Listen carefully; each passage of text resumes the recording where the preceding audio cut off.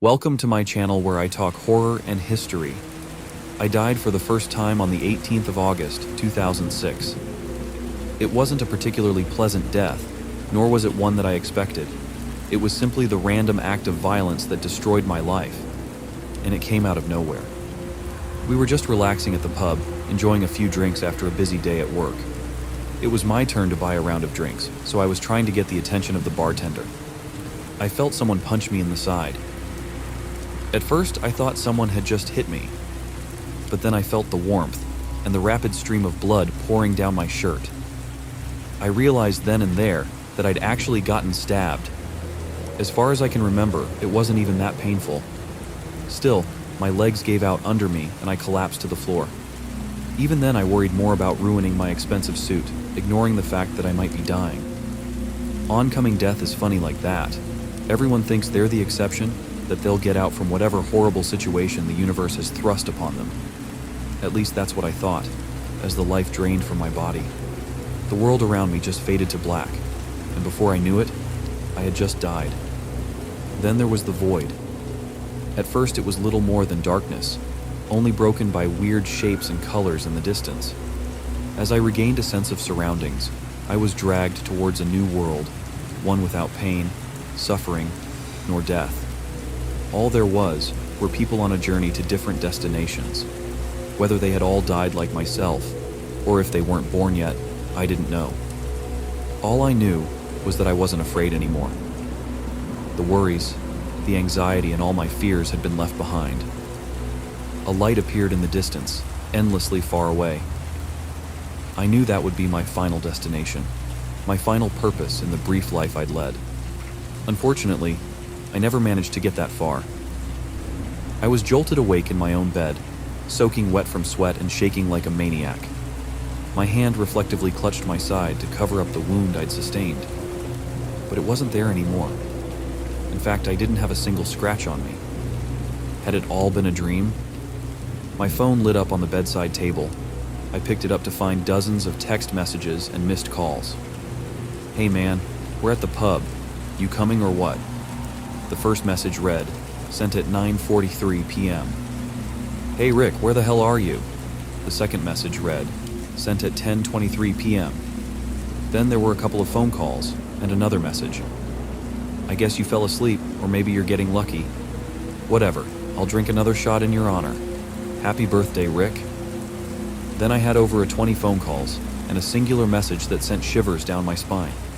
"For fuck's sake, pick up the damn phone. Something happened to Danny." I immediately called back. My fingers were trembling both from anticipation and from the memory of what had happened only a night ago. Even if my death had been little more than a nightmare, I knew for sure that I'd met up with my friends at the pub. The phone rang 3 times. Then Jake picked up. "Rick, is that you? Where the hell are you?" Jake asked with a panicked, tired voice. I don't know what happened. I guess I fell asleep." I half-asked, half-stated. "Danny got stabbed last night," Jake said without listening to my explanation. "Stabbed? How?" "I don't know. Some nut job just walked up to him and stabbed him in the side." I almost dropped my phone in shock. Danny had been attacked just like myself, in exactly the same place. 1,000 thoughts rushed through my mind, but worry quickly became my main concern. "Is he all right? He's still in surgery. They're only letting his wife know about—" "Wait, here she comes." Jake put his phone down, but I could still hear the muffled sound of their discussion. Danny's wife seemed upset, but I couldn't make out the words. "Jake?" I asked. He's dead. Danny's dead." The next few moments turned into a blurry haze of information. We'd all known Danny since we were kids, and now he was just gone. The murderer never even made it out from the pub. Apparently he got shot by one of the patrons as he tried to attack another guest. Still, I just couldn't shake the feeling that I was supposed to die that night. Regardless of what happened, time marched on without answers. Some of our coworkers quit after Danny's death, trying to hopelessly move on. I didn't blame them. I also needed some distance. I never even told them what I experienced that night. It wouldn't have helped them anyway. A year passed, and I hardly spoke to any of my friends. I started to get some semblance of normalcy in the wake of Danny's death, but that would all come to an end on the 18th of August, 2007. My birthday had arrived yet again, and I had absolutely no intention of celebrating it. Instead, I called in sick to work, bought a bottle of whiskey, and spent the day playing video games. By the time day had given way to night, I'd almost finished the bottle. Even as a rather large guy, the alcohol had hit me hard. At around 9 o'clock, I just passed out in bed, awaiting a horrible hangover in the morning. I only awoke around midnight when I heard the front door forcefully break open, followed by footsteps and whispers. I tried to get up, still drowsy from the alcohol. As I took one step out from my bed, I slipped and came tumbling down onto the floor. It produced a massive crash, loud enough to alert whichever intruders had broken in.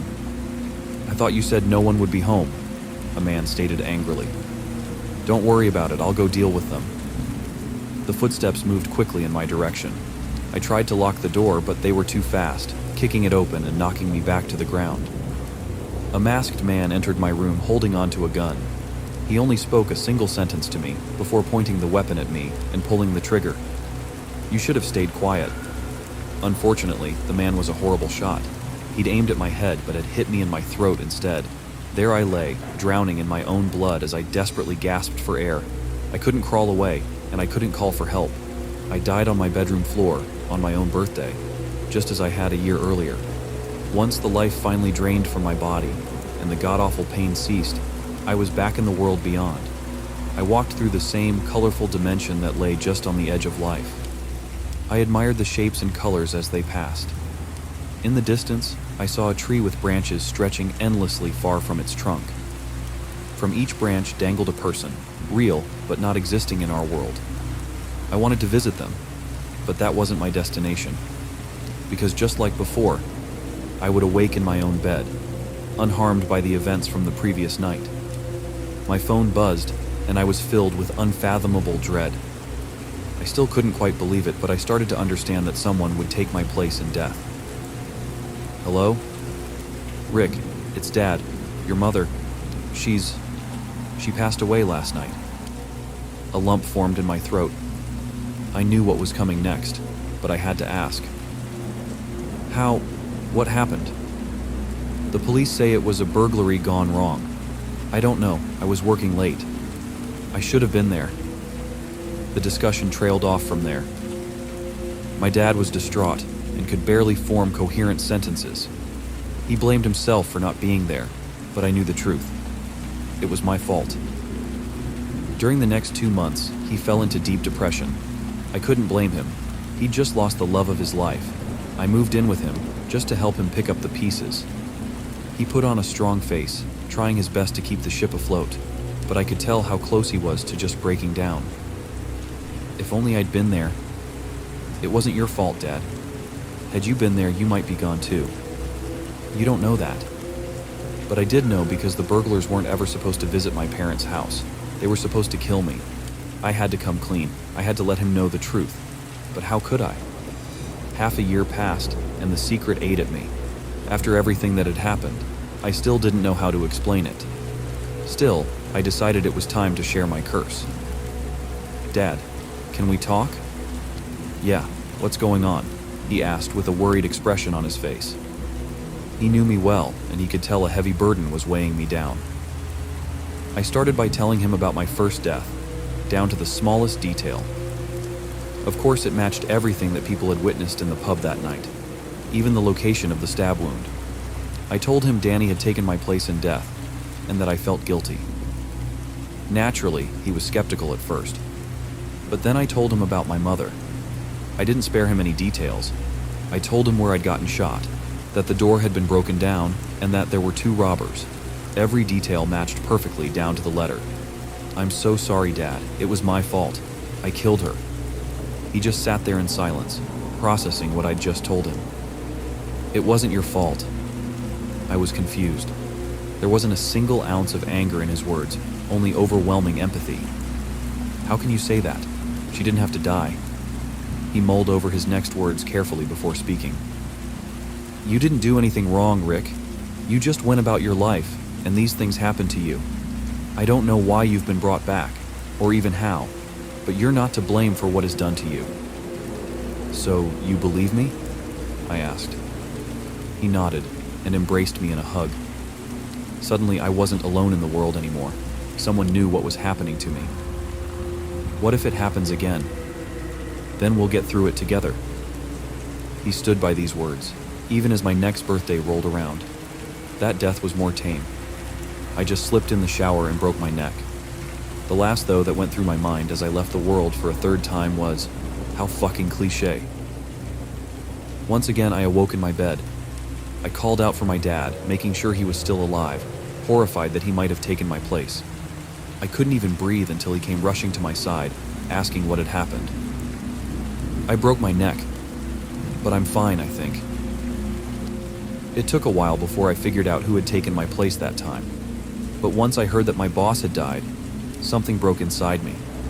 He was the kindest man I'd ever met, and just like myself, he'd slipped and broken his neck. That was the final straw. It wasn't some bizarre coincidence I could brush of, nor a premonition.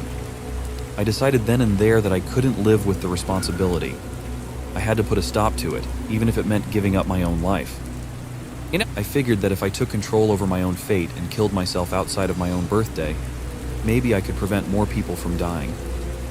First, I left behind a long letter to my father, explaining why I'd chosen to leave. I couldn't face him in person. I knew he'd just try to talk me out of it, but it was something I had to do. I couldn't allow any more people to die on my behalf. Alas, fate is a fickle bitch. No matter how hard I tried, I just couldn't end my own life. I tried hanging, but the rope broke. Then I tried to shoot myself, but the gun jammed. When that failed, I tried to drive my car into a tree, but I somehow survived that as well. Any attempt was met with failure. All I could do was to wait for my next birthday and let someone die in my place. No matter how many times I tired, I couldn't die. I was a slave to destiny, and it was destroying me. In 2009, I was hit by a drunk driver, and my girlfriend took my place. In 2010, I drowned, and my kind neighbor had to go through that death. In 2011, I died from a brain aneurysm, which ended up killing my aunt, and so on, and so on. Each year I'd die, and a person close to me would take my place. I kept trying to find a way out, but fate wouldn't have it. Years went by, and on the 18th of August, 2019, I would die for the 14th time. I'd already fallen sick a week earlier, much to the doctor's confusion. According to each and every laboratory value, I was fine, yet I kept getting sicker. My father and I both knew my time was near, but we also knew I'd be forcefully brought back. Then, at midnight on my birthday, my heart just gave out.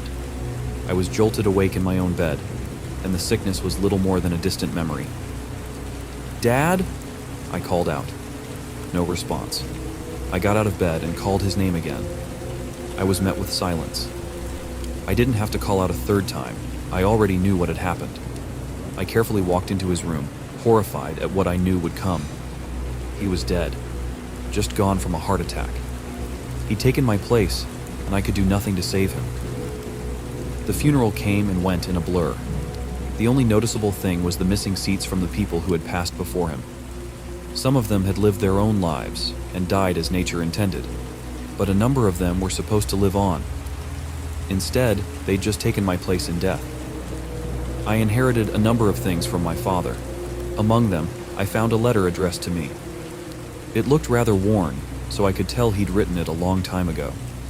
"Dear Richard, today is your birthday, and it has officially been a year since your mother passed.